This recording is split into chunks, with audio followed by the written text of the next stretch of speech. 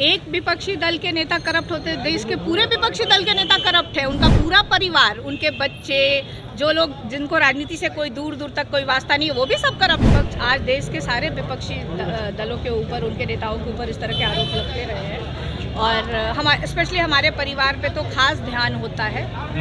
जो लोग सत्ता में हैं उनका खास ध्यान होता है। कल तेजस्वी जी ने एक बात कही कि खेला तो दरअसल में अब शुरू हुआ है। रोहिणी आचार्य ने एक ट्वीट किया कि लालू जी शेर हैं और हर संघर्ष का मुकाबला करने को तैयार है। बिल्कुल बिल्कुल। आप 90 से लालू जी, लोग कहते हैं कि सत्ता में है, लेकिन लालू जी संघर्ष करते ही आए हैं और जब तक रहेंगे ये संघर्ष करते रहेंगे। मुझे लगता है बिहार की जनता के लिए, बिहार के युवाओं के लिए और बिहार के हित में काम करते रहेंगे। और दूसरी बात, जहां आपने कहा कि तेजस्वी ने कल अपनी बात मीडिया के सामने रख दी है, उस पर मुझे कोई कमेंट नहीं करना है जी। तो वो अब चूंकि अब 3 महीने के बाद देखिए आम चुनाव है, आरजेडी को भी जाना पड़ेगा, क्या एजेंडा होगा? क्योंकि एनडीए और बीजेपी कह रही है कि सारे करप्ट लोगों के खिलाफ एक्शन। कोई एक विपक्षी दल के नेता करप्ट होते, देश के पूरे विपक्षी दल के नेता करप्ट है। उनका पूरा परिवार, उनके बच्चे, जो लोग जिनको राजनीति से कोई दूर दूर तक कोई वास्ता नहीं है, वो भी सब करप्ट है।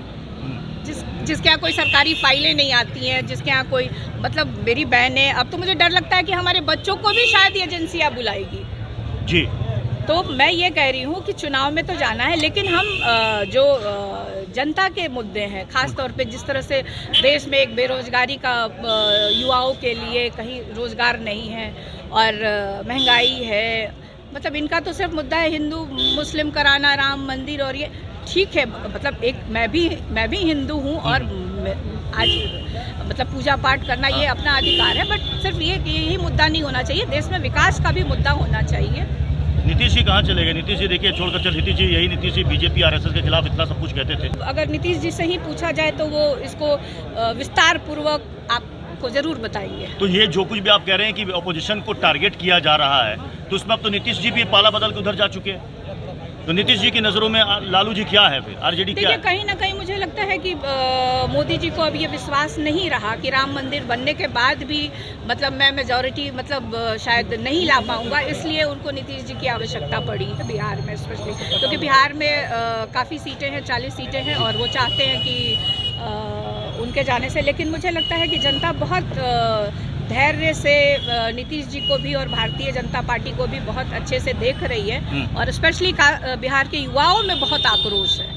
जिस तरह से तेजस्वी 17 साल 18 साल ये बीजेपी और जेडीयू सरकार में रही और इन्होंने एक भी युवाओं को रोजगार नहीं दिया। ऊपर से मुख्यमंत्री जी कहते थे कि कहाँ से रोजगार लाएंगे, और 17 महीने में तेजस्वी ने ये करके दिखाया। हमारी सरकार ने, हमारे मंत्रियों ने अलग अलग विभागों में कार्य करके दिखाया, शिक्षा में इतना सुधार हुआ।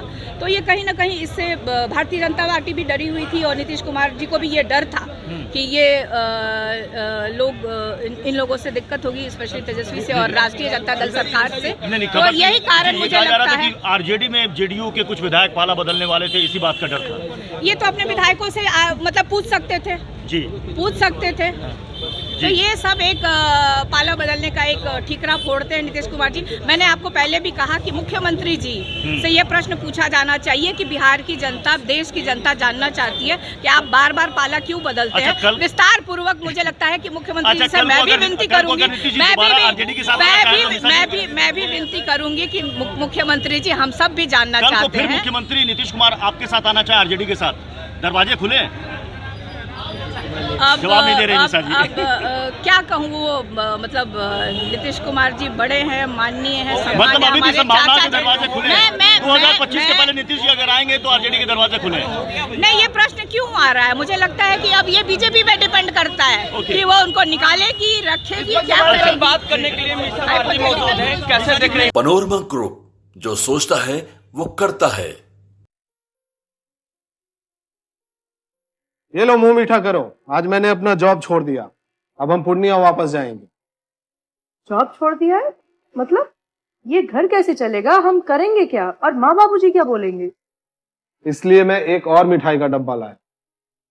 अपने बिजनेस के लिए लोन अप्रूव हो गया। अरे लोन अप्रूव हो गया वो तो ठीक है, लेकिन पूर्णिया में हम रहेंगे कहाँ? अपना घर भी तो नहीं है वहाँ। इसलिए तो एक और मिठाई का डब्बा अलग से लाया हूँ। हमने पूर्णिया में घर ले लिया है, पूर्णिया के ई होम्स पैनोरमा में।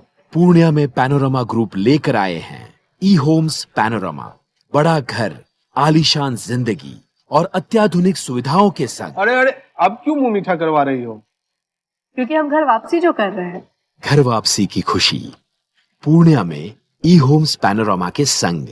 ई homes panorama, luxurious lifestyle redefined.